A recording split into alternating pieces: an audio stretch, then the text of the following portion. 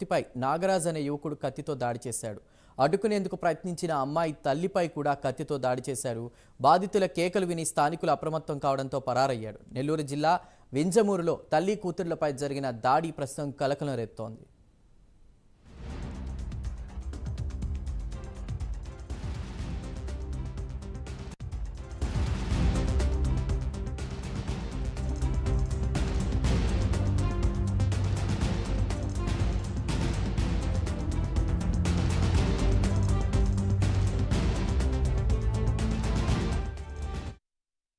గల కారణాలని మేము విచారిస్తే ఈ సంక్రాంతి పూజిత అనే అమ్మాయి ఈ నాగరాజు అనే వ్యక్తి గత 4 సంవత్సరాలుగా ప్రేమిస్తున్నట్టుగా, అయితే నాగరాజు అనే వ్యక్తి ఎటువంటి ఉద్యోగం లేకుండా ఉండటం వల్ల పూజిత కానీ వాళ్ళ కుటుంబ సభ్యులు కానీ అబ్బాయితో మ్యారేజ్ చేయడానికి ఇష్టపడటం లేదని దీన్ని మనసులో పెట్టుకొని ఈరోజు పౌరవండాల నరికే కత్తిని ఎక్కడో బయట కొనుక్కొని వచ్చినట్టుంది.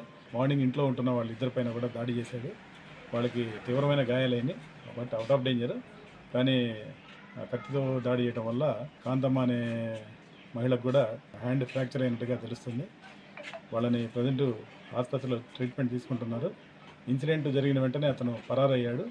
మాకు ఇన్ఫర్మేషన్ వచ్చిన వెంటనే మేము కూడా బాధితుల్ని పరామర్శించి అట్లాగే హాస్పిటల్లో బెటర్ ట్రీట్మెంట్ ఇప్పిస్తూ ఎవరైతే నిందితుడు ఉన్నాడో ఒంటేరు నాగరాజు అనే అతని వ్యక్తికి పట్టుకునే దాని నిమిత్తం 2 స్పెషల్ టీమ్స్ ఫామ్ చేశాం. సాధ్యమైనంత వింజమూరులోని పాతూరు యాదవపాలెంకు చెందినటువంటి నాగరాజ్ అనే యువకుడు ఓ అమ్మాయి వెంటపడుతున్నాడు.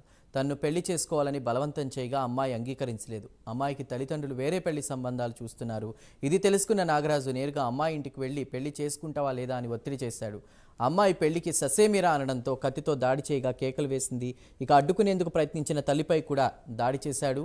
తల్లి కూతుళ్ల ఆర్తనాదాలు విన్న చుట్టుపక్కల వారు అప్రమత్తమయ్యారు. దీంతో నాగరాజు అక్కడి నుంచి తప్పించుకుని పరారయ్యాడు. రక్తగాయాలైన తల్లి కూతుళ్లను స్థానికులు హుటాహుటిన ఆసుపత్రికి తరలించారు. పోలీసులు కేసు నమోదు చేసుకుని పరారీలో ఉన్న నిందితుడు నాగరాజును పట్టుకునేందుకు ప్రయత్నిస్తున్నారు.